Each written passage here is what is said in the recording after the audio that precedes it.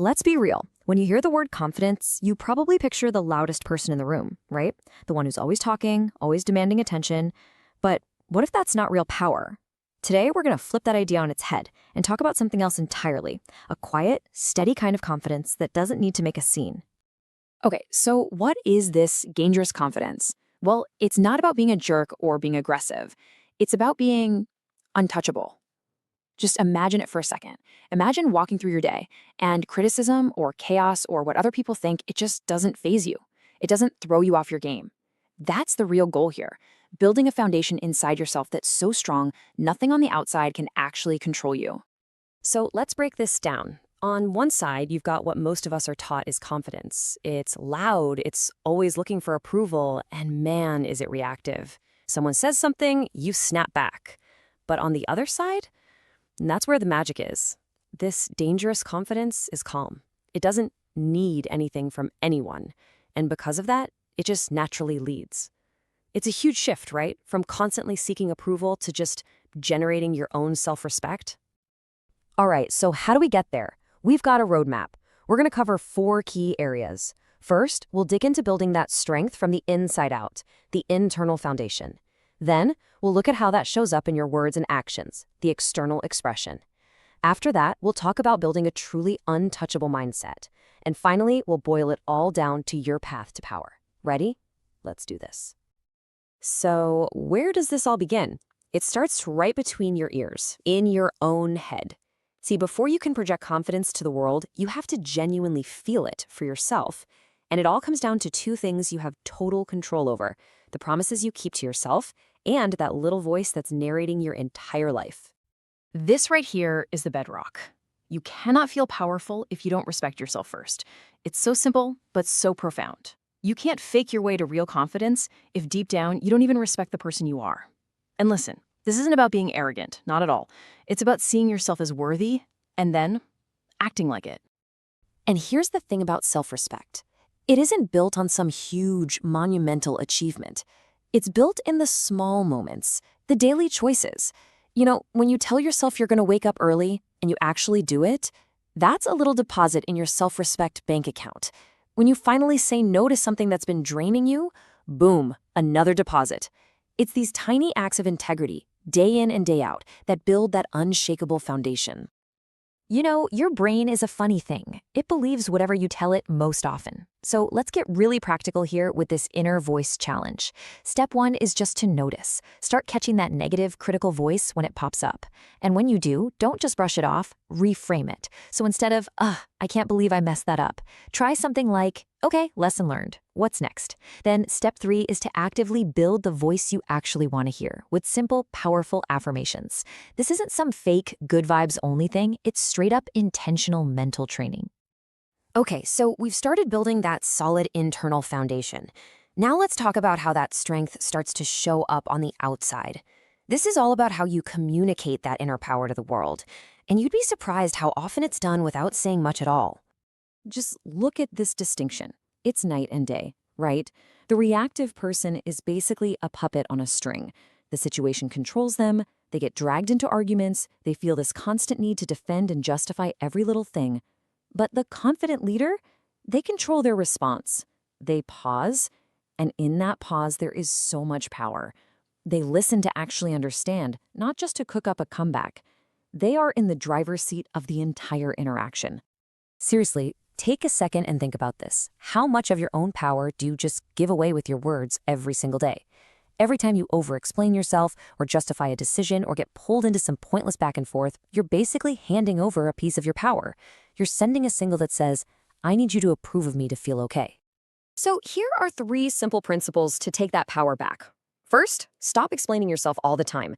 No is a full sentence. Your choices don't need a 5-page essay to be valid. Second, speak less. Seriously, when you use fewer words, the ones you do use land with so much more impact. And third, learn to love silence. When someone tries to provoke you, silence is your shield. It's a clear message. I cannot be baited. I am not playing your game. Walk tall. That's it, 2 words. Because before you even open your mouth, your body has already introduced you to the room. The absolute fastest way to change how you feel and how people see you is to change your posture. It's like a direct line to your brain, and it sends a signal to everyone around you. And here's exactly how you can put this into practice, like today. Stand up straight, as if you have every right to be in whatever room you walk into. Shoulders back, chest open. Try holding eye contact for just 1 second, longer than you normally would. It communicates presence, not aggression. And finally, move with intention. Don't rush around like you're flustered. These tiny physical adjustments make a massive psychological difference. All right, we've tackled the internal work and the external signals. Now we're getting to the mastery level. This is about developing a mindset that is so resilient, it's pretty much untouchable. This is where confidence stops being a feeling that comes and goes and starts becoming your permanent state of being. Okay, this idea is a total game changer. Think about it. When you're attached to the outcome, you're terrified of failure, right? Your confidence is super fragile because it all depends on getting that one specific result. But what if you detached? What if you focused only on the one thing you can actually control, your effort? You give it your absolute all, but your self-worth isn't on the line. That creates freedom, and that freedom lets you take action again and again, which is how you build true resilience. This quote just nails the whole idea of detachment. Rejection doesn't define you, it refines you. Most of us are so scared of rejection because we let it define our worth. But with this new mindset, every no you hear is just data. It's just feedback. It's a chance to get smarter, stronger, better. It's not a stop sign, it's a whetstone sharpening your skills. You know, anybody can seem confident when the sun is shining and everything's going their way. The real test, the true measure of your confidence, is how you stand when you're in the middle of a storm. When there's pressure, when people are panicking, when everything is uncertain. That's when your training really kicks in. Your ability to stay centered in chaos is the ultimate sign of strength. So here's your practical toolkit for those high-stress moments, your secret weapon. First, your breath.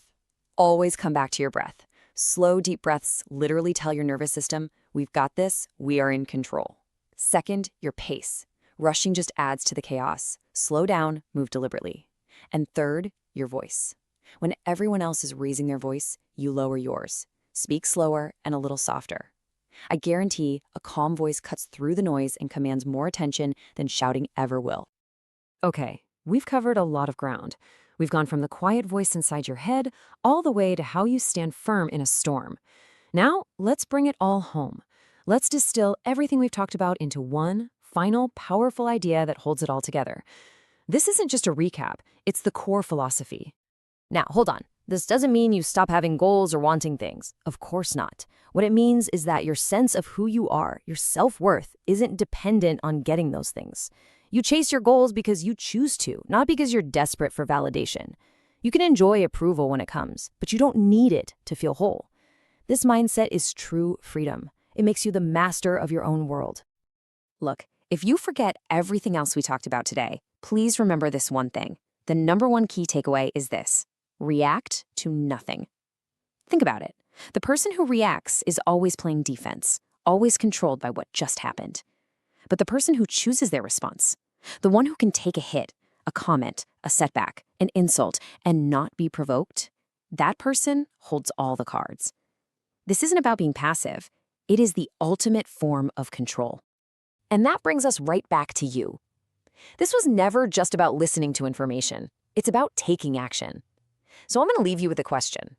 Think about it right now. What is one specific thing, a trigger, a person, a situation, that you will consciously choose to stop reacting to starting today, the moment this is over? Whatever your answer is, that's your first step. That's your path to dangerous confidence.